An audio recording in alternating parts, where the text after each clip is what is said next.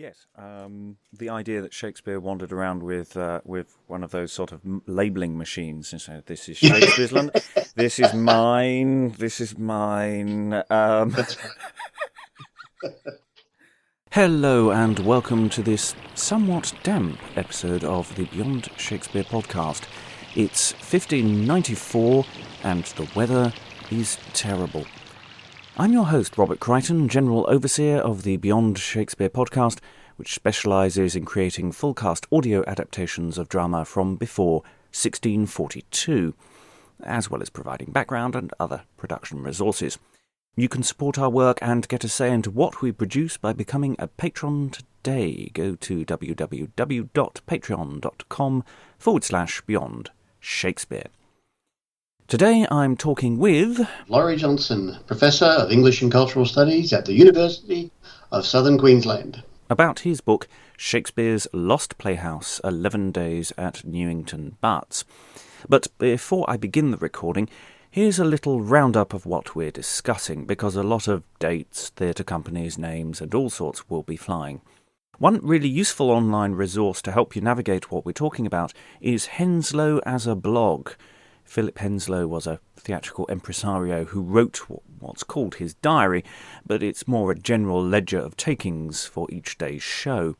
Henslow as a blog puts out these theatrical notes as a mostly daily blog, and if you go to the site you can follow the performance days we're discussing and dance around the plays and the people involved. A link is in the episode data. Plus, it's a great one to follow on Twitter, at Henslow as a blog. We're discussing The Playhouse, a commercial theatrical space converted around 1575. It's situated south of the River Thames, quite a way south in fact, hence that it has been largely dismissed over the years. It's a smaller space to the other soon-being-built theatres north of the river, the Theatre and the Curtain. It's converted at a time when playing companies, and there's a fair few, undergoing a never-ending rotation of names depending on their patron, and these playing companies are starting to grow and set up semi-permanent bases in London. For many years, the Playhouse at Newington Butts has little competition south of the river until the creation of the Rose Theatre. The year we're focusing on is 1594. And the Rose Theatre, the base for Philip Henslow's company, suffers a setback it can't immediately overcome, and the Playhouse at Newington Butts becomes their home for 11 days, along with another company. Why did these companies come together? Why at Newington Butts? Well, these are the questions that Professor Laurie Johnson answers in his book and in discussion now. So, let's start with the entirely surprise, attacking question that you're entirely not expecting. So, as author of Shakespeare's Lost Playhouse, 11 Days at Newington Butts, why is your book titled Shakespeare's Lost Playhouse when it's barely about Shakespeare, and obviously we at Beyond Shakespeare take a dim view of anyone crowbarring the word Shakespeare into a title when the content doesn't necessarily connect very much to him? Is that a fair question? It's a very fair question, and it's one that I continue to constantly feel myself needing to justify that very thing. It's one of those situations where, of course, a publisher insists that they must know more about Shakespeare, that the point of being in the Shakespeare Studies series is, of course, to say something new about Shakespeare, and yet really the purpose of the book, and the vast majority of it, is making the argument that in order to understand with much clearer vision the role and location of the Newington Butts Playhouse, we have to stop thinking about whether or not it's on the Shakespeare map to start with, and to start looking elsewhere first. And then we might be able to answer the question about what's Shakespeare's relationship to it by the end of the book. So, let's start first principles. Tell me about Newington Butts, the Playhouse. When was it built? Where does it fit within the world of theatre at the time? One of the things I try and argue in the book is that based on a lot of evidence which had tended to be disregarded and in fact outright dismissed for hundreds of years by theatre historians, there's a good chance that it was converted as a playhouse. I don't use the word built. I don't think anyone knows exactly when the structure itself was built. We lack the precise documentation to support that, but that it was converted into a playhouse from a previously existing structure in 1575, which of course is a year before Burbage's theatre takes the gong for being supposedly the first purpose-built playhouse. It's situated a mile south of the Thames, along the Newington Causeway, called Newington Butts because of the location is right on the juncture of the causeway with the roads leading to south and southeast, Walworth one direction and Lambeth in another. So we're talking about a converted space. Do we know what it was or what its history as a site was prior to that, by any great degree? I mean, how much do we know about the site before it became a theatre?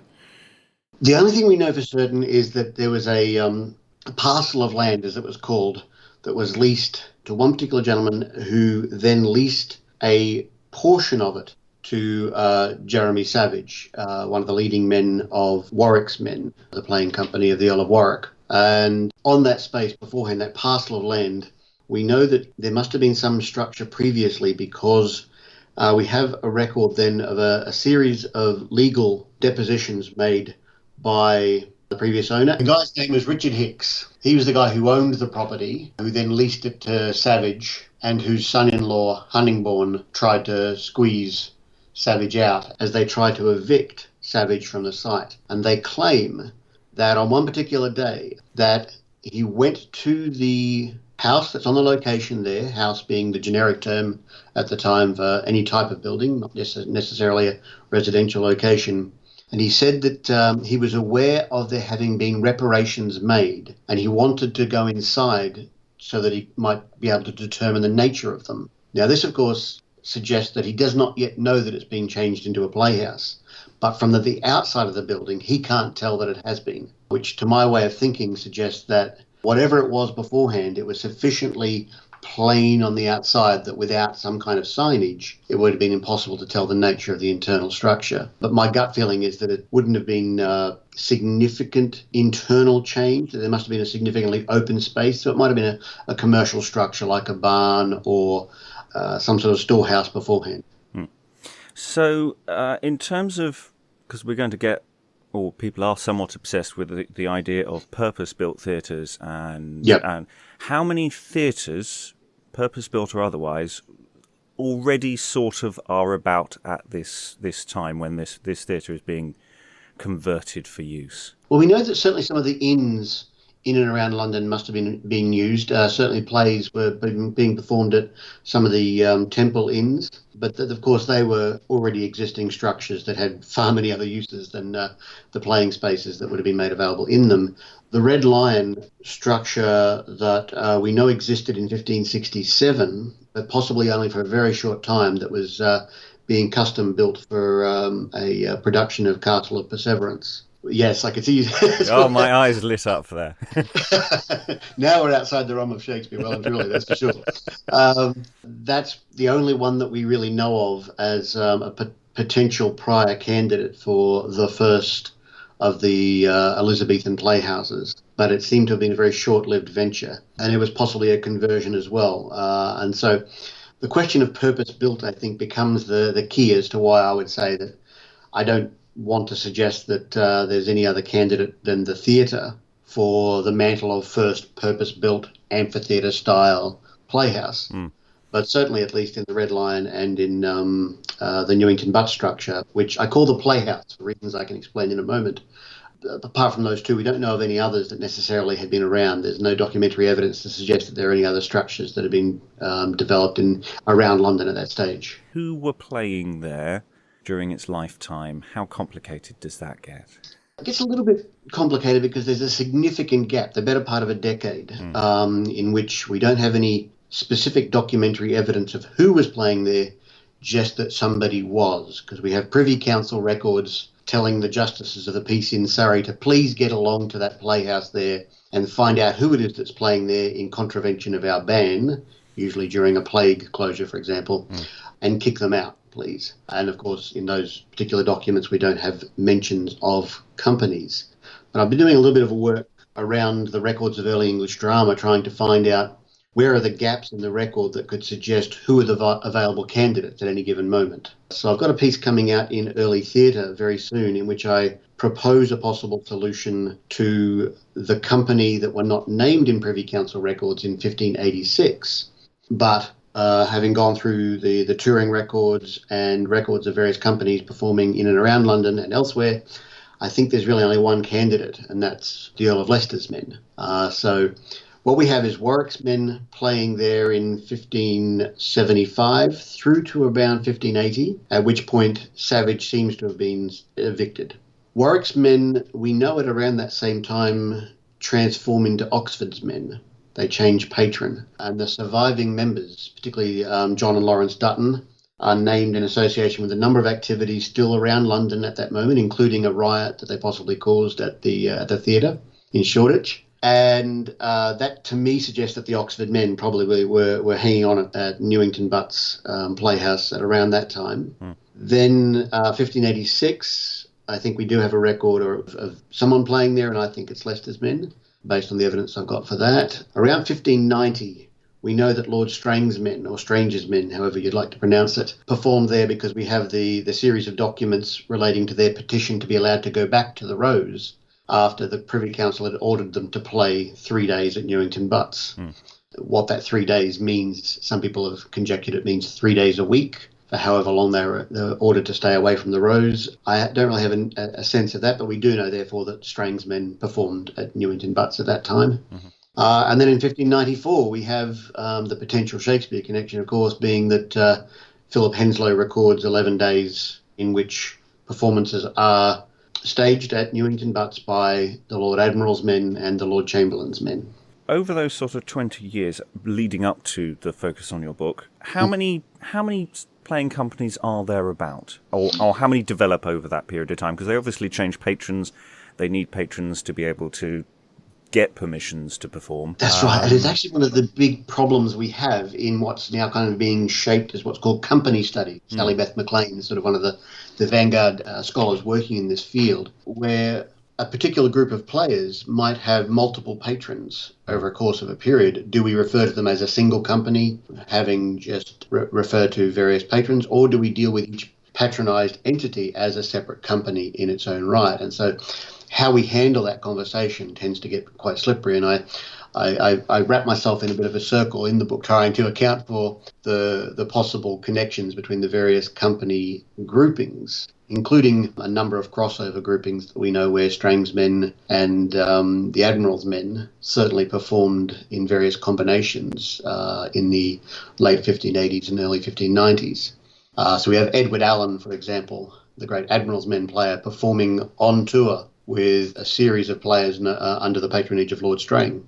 And yet he's identified in the documentation, while being a member of that company, he's still called an Admiral's man. And so even the constitution of companies gets a little complex. Such and such is on loan from somewhere else. I don't think it's so much loan as combinations forming in and of themselves, and it just depends on what piece of paper or what license each particular actor happens to have that he calls upon as his primary source. And the Admiral, of course, being more prominent than Strang would have been for Allen, the more important piece of documentation for him to have kept on his person throughout. I see. So it might be a case of it makes it easier to perform if, depending where you are, to be able to say, well, we've got this patron. Which one do you prefer? Absolutely. Yeah, I think that's exactly right. Well, we've got this odd situation around the theatre where people aren't always sure necessarily. Scholars have also tied themselves in knots trying to figure out from the documentary record which companies performed at the theatre. There is a sort of standard narrative that Burbage was attached to Shakespeare and Shakespeare and was attached to Burbage, and since the Burbage Theatre is the one in Shoreditch, then Shakespeare must have been associated with the one in Shoreditch for his entire London career. And yet we know Burbage was certainly playing earlier, we know Shakespeare was certainly writing earlier, and we have records of James and then Richard Burbage themselves being associated with one or another patron over the course of their career. And then there is this moment when there is a riot in association with the theatre in 1580, and so we're talking long before any potential connection to Shakespeare or even the younger Richard Burbage.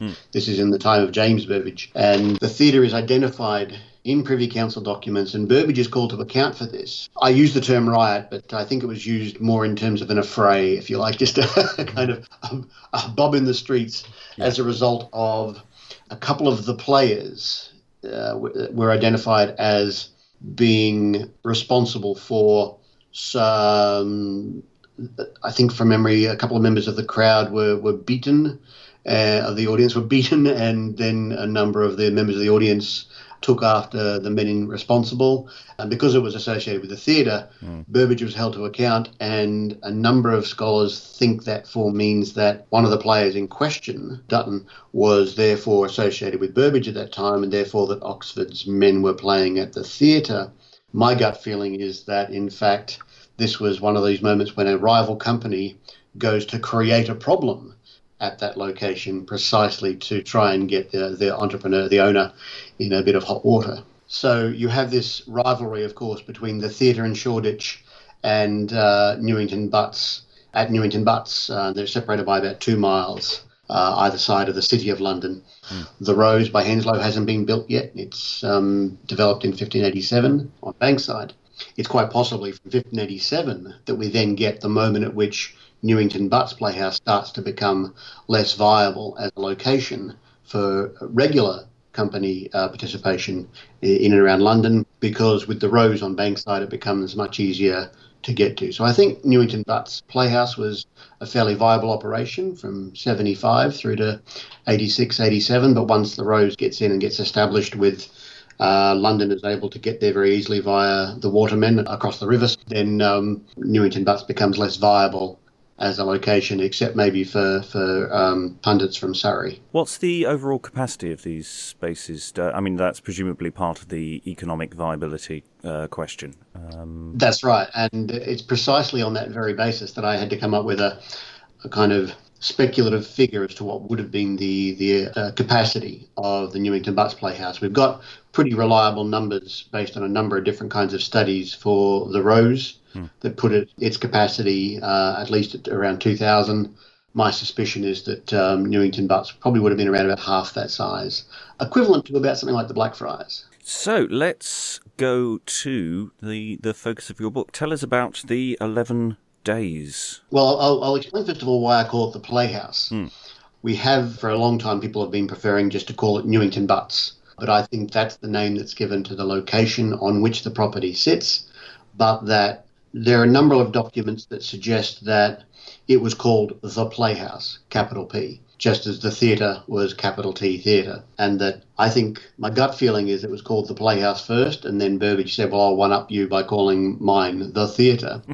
Or it could have been the other way around. I'm quite happy to accept that Burbage's theatre might have been named first, even though the Playhouse was built, or at least made operational first, and then the Playhouse comes second.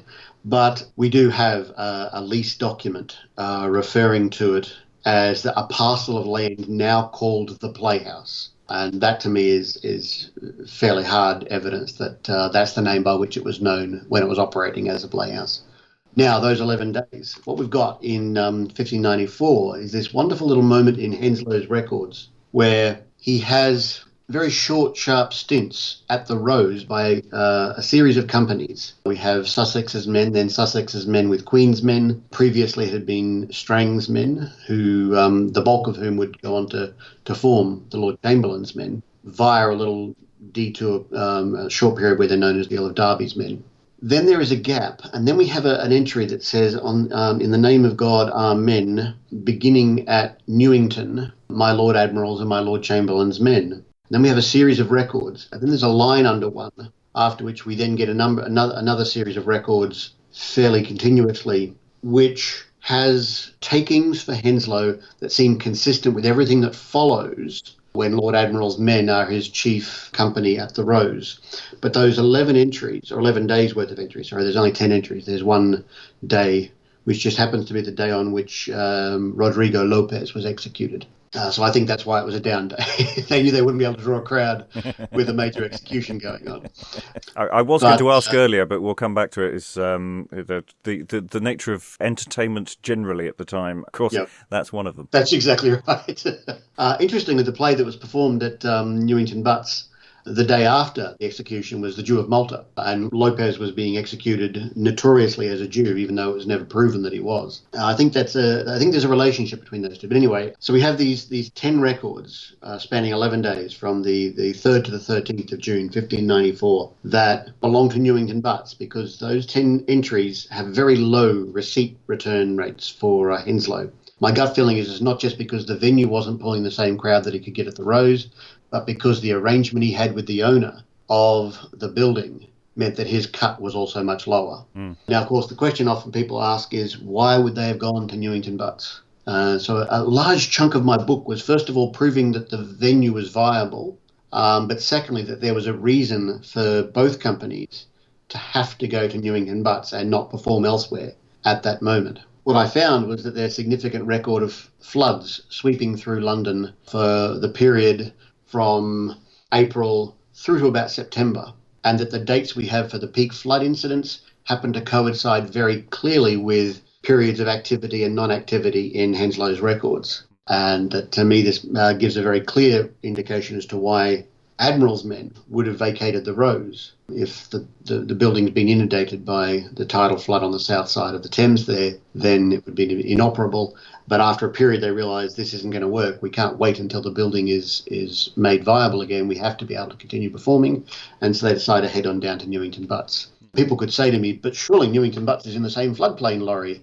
Yes, it is, except that geological surveys have long shown that there were 3 high points on the south side of the Thames in that floodplain area, and one of them is the Newington Butts juncture. And historically, there are records telling us that that was one of the places that never got inundated during any of the major floods during the previous couple of hundred years. Is it also a case of sort of general routes of where people who are avoiding the floods might travel past? Would it actually make it more attractive? That's right. The causeway itself, in fact, was one of those dry points. There are continuous records of floods sweeping through Lambeth from the river near Westminster on the other side, and yet coming up against the causeway and then not flooding on the other side. There might be some seepage in from other parts of the Thames up near the Isle of Dogs and so on, heading back down towards the marshes. But on either side, the Newington Causeway was invariably flood-free. And this is because it was built on one of the high Roman causeways. So it had been in existence for quite a long time, and then just kept being redeveloped by various generations of Brits to make use of that the foundations that the Romans had provided there. So they vacate and head to Newington. Now, I've got no doubt that crowds would have been smaller, not just because Newington Butts, as some people think, was a less popular location, but at least because the place is flooding.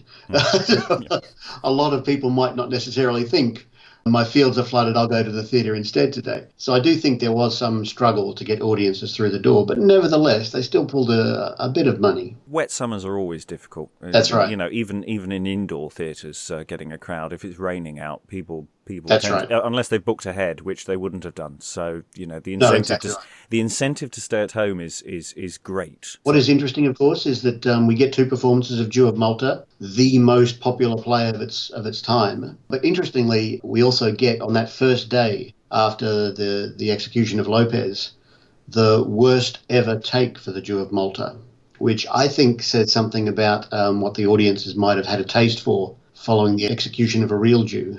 Do they want to go and see a fake Jew with a fake nose in a fake cauldron, having seen the real thing the day before? The trap that producers sometimes go for, well, this is happening in the world today, so I will want to go and see a stage version of it, or something similar, and actually massively misjudging what the audience actually wants. Yes, I think that's what happens, yeah. I've been there. What other plays were playing that we know of, or we have, or we don't have, or... What else was performed at Newington Butts was, we actually have the early Hamlet being performed there. We have Taming of Ashru, and we have Titus Andronicus. a new play. And this is what I find really interesting, is that if it was just a throwaway venture, try and salvage a bit of money, I think nevertheless the company, Admiral's Men, goes there with intention to try and still keep to a schedule that they'd already planned out, a repertory sequence into which they've got to plug some Chamberlain's Men plays just because suddenly they're both playing at the same venue. I think there's some kind of combination that's going on there. And I've got a theory about that to do with cast sizes. The plays that we have performed at Newington Butts, for which we do have cast lists, all are large cast plays. And I think that suggests that this is a moment when the companies decide they'll agree to play in combination rather than alternation. But we have this new play, Bellandon, which unfortunately is also a lost play. Yes. So what they would have been tapping into by staging Bellandon, it's mostly speculative, and I've got a few ideas as to what that could have involved. But we also have Cutlack, the play of Cutlack, and then again we have to ask ourselves which story of Cutlack is being invoked here. One of the first plays, in fact the first play performed in that repertory sequence, is Hester and Ahasuerus, another lost play, but about which we know the content fairly strongly. It's clearly from the Book of Esther. But a number of people have written about why would the companies be performing a biblical story at that moment, what's going on with that. I think there's more to do with not so much the biblical content as there is to do with some topical material that one might associate with the story of Hester or Esther, an inheritance of power that passes to a female recipient and so on. I think there's some stuff around the death of the Earl of Derby at that moment, and a question as to whether he was poisoned, and the claim that was made on his titles by his wife and daughters against his brother, who wanted, of course, the Derby name for his own. I'm just counting 1, 2, 3, 4, 5, 6, 7, 8, 9. That seems to be very close to a full count. Have we? Cool. Was there anything else that was performed there? No, that'd be it, because Jew was performed twice, and Titus was performed twice from memory. Titus was twice. How long did they? Was this the entirety of their, or these two companies stay at Newington Butts, or is that just where we have the records of their stay? My gut feeling is it's the entirety, simply because the line that Henslow draws between the 13th and the following section, I believe from memory, is the 14th. So I think we've got Admiral's Men performing back at the Rose within a day of the end of the repertory sequence. Things must have dried out enough, I'd say, for them to be able to go back and safely use that venue. However, I do leave a little bit of a speculation open at the end of the book to suggest that there's nothing to say that Chamberlain's Men didn't go back to the Rose with them initially, and that the playing combination then continued for a short time at the Rose before Chamberlain's Men then go off touring again. We have a record of them in Marlborough within a month or so. So we know at some point they did go back on the road. Well, there's a certain logic. If you have vaguely rehearsed together and you've got some plays going, you don't necessarily want to tear that apart straight away. You want a few weeks to get yourself combobulated, as it were. I think it also does help that Alan, for example, the leading Admiral's Men, had been performing with Strang's Men only a couple of years earlier on tour. In fact, only the previous year. It was 1593 he toured with them, and 1594 the two companies are at Newington Butts. And I suspect when we get Sussex's Men and Queen's Men performing under those names at the Rose, just before we get Admiral's Men and Chamberlain's Men performing down the road, that there some of the players are involved in that Sussex's Men, Queen's Men combination. And so that's where we talk about discrete companies no longer being something we can talk about with any certainty at this moment. I do think we get similar combinations of performers bleeding from one company to another before they settle down by the end of 1594 to form the Admiral and Chamberlain's Men, who then perform at court quite regularly over the following 6 years. Yeah, I think it's been said by, I forget who, but saying a theatre company's only got about 10 years before it needs to reinvent itself and shuffle all the players around, especially at a time when people are much more likely to die. That's right. In fact, that's about the life of the Queen's Men. They were formed in 83 and they seem to have fallen out of favour by 1590, but there's enough evidence of them still performing for a few more years before they finally decide that it's no longer viable to continue performing. Yeah, these playing companies, their repertoire being of a larger cast size, and we're talking a period when the cast sizes are noticeably nudging up. and the spaces that they might need changing. I mean, is there a logical progression to that, or is there just a sort of sense? There's a number of people working on it at this very moment, in fact, and I keep dabbling in it from time to time myself, given the work I'm doing, but I haven't got a clear sense quite yet. I do think the 1594 large cast size moment seems to be one of those steps, as if to say for the companies, having tried it at Newington Butts, a relatively small building, that it didn't work there, and it makes them more aware that they need larger spaces. And that's why the push comes to get the Globe as a larger building and the Fortune and so on. So we get these larger spaces developing in response to that. But it's a pet theory rather than something I can demonstrate with any kind of clear pattern. The Dublin cast actually are a significant component of that in the various versions we've got of the plays that for which we do have the quarto and then folio publications in the case of Shakespeare, but quarto in the case of Jew of Malta, for example. We do have, and I look into this in the book, for the versions that might be attributed to a 1594 version, we get more stage directions that indicate more people needed. So there's far more attendants and lords and so on entering the stage, or boys also entering the stage. We have reached the end of those 11 days. What happens to Newington Butts after that? There's a strong suspicion that actually that's it. We get in September the fellow who had been leasing the place. We don't know exactly what happened to him, but he doesn't renew the lease. A fellow by the name of Paul Buck then renews the lease and is given very clear directions by the dean and chapter of Canterbury that he must convert it to some other use, and that this is to be done by September. And given that he then gets the lease authorised the following year, it becomes very clear in my mind that he does in fact convert the building to some other use by September. So it's a very strong suspicion, I think, that once the Admirals and Chamberlain's men vacate the building in the middle of 1594, that's it. There are no more performances at that point, from beyond that point. That's rather sad. Yeah. A last hurrah That's right. In a time of emergency. And I think without the Huntingbourne connection, the owner by that stage had lost the will to try and draw any kind of regular income out of the building being used as a commercial playing venue. My gut feeling is that it got converted to tenements almost immediately. Some people think that they were built on the site later. I think that conversion happened at that moment. That's it for Newington Butts, yes. So what happens to these two playing companies after they leave? Well, Admiral's men go on to play for quite a long time thereafter at the Rose.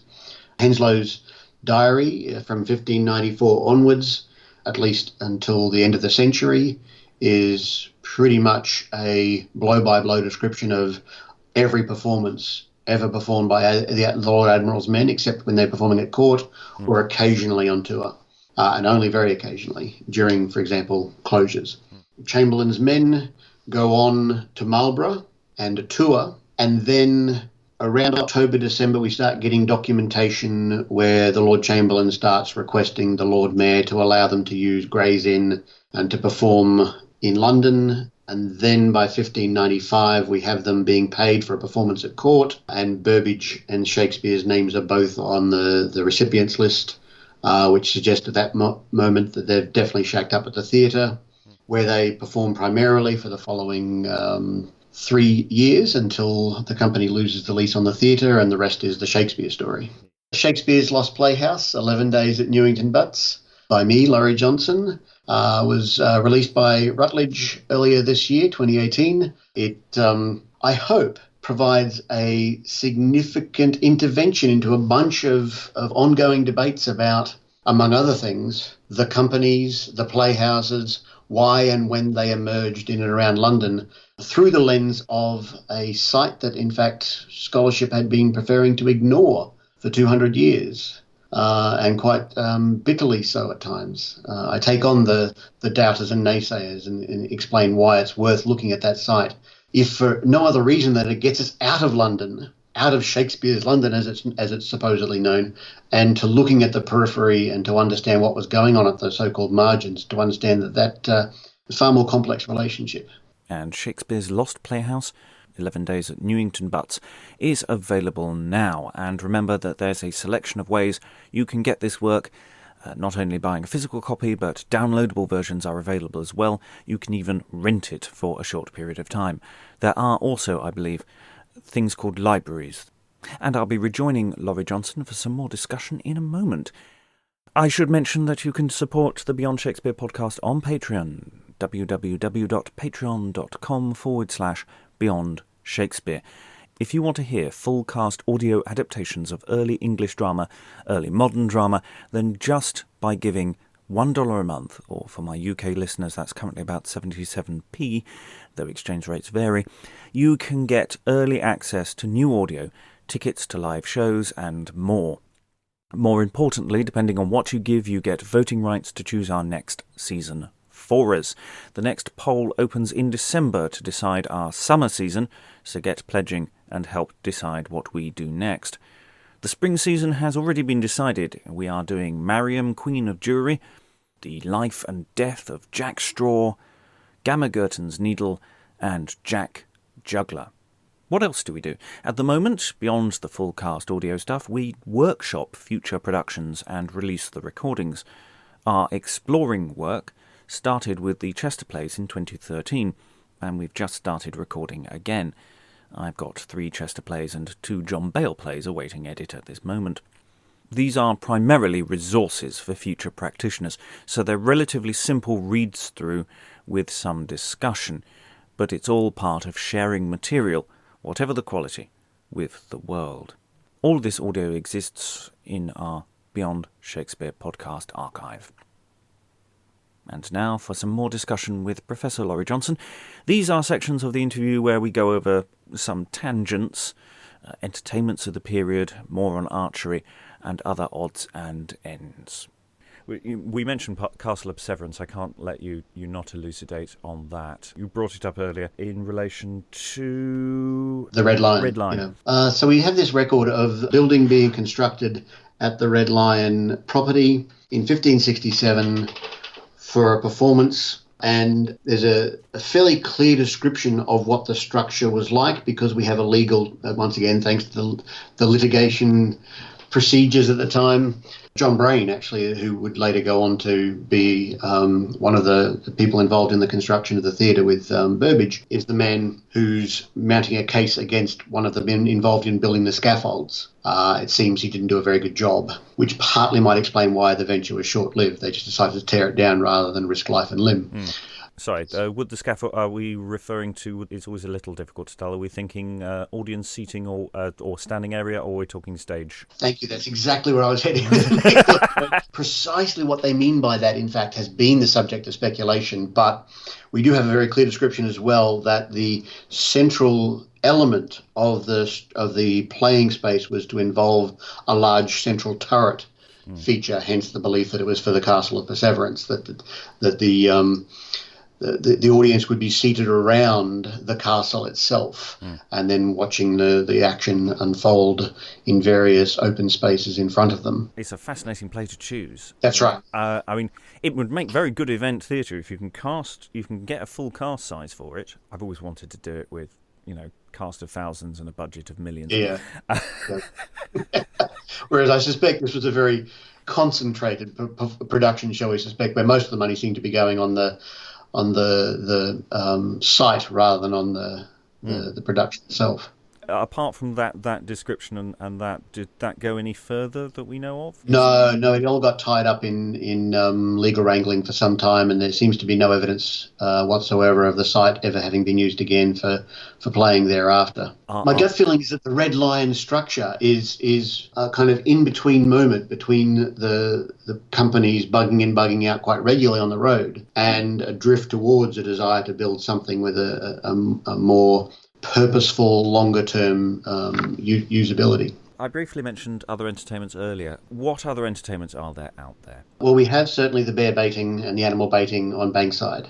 Even though the Rose itself wasn't built till 87, certainly there were baiting arenas possibly for a good 20 years before that, maybe even slightly more. We have the copper plate map of London, which seems to date to the 1560s, that contains a picture of the bear baiting and the bull baiting on the bankside. So we know that those structures were there for quite some time. We also have St George's Fields, just to the north of Newington Butts, which was a popular location for hunting, for riding, for various ball sports, and of course for the fairs. So the Southwark Fair was just up the road as well. I mean, obviously there's drinking.